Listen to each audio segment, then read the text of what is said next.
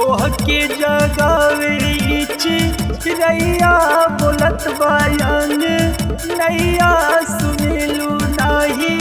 मैया नु हो ए माई हो उठा उठा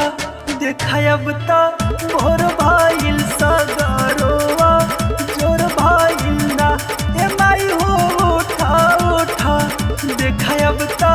भोर भाईल सगरोवा जोर भाईल ना।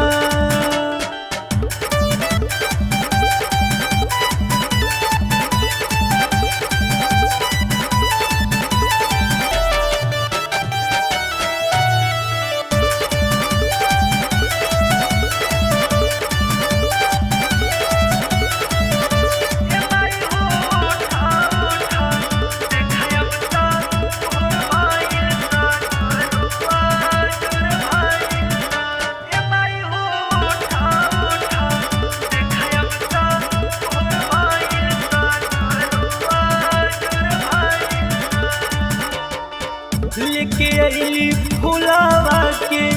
डालो डलाइया सुनो महतारी पड़ी बेरी बेरी पाइया बेरी बेरी पाइया लेके अली फुलावा के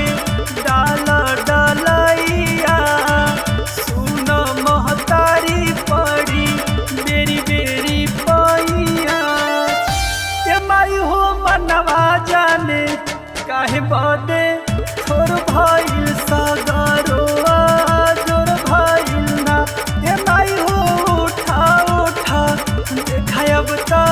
भोर भाईल सागरोआ जोर भाईल ना।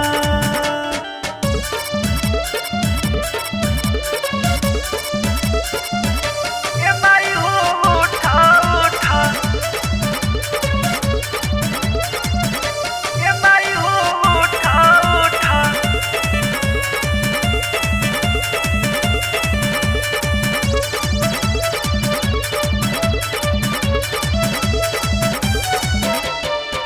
दिया बाती लेके जो है दीपक पुजारिया हो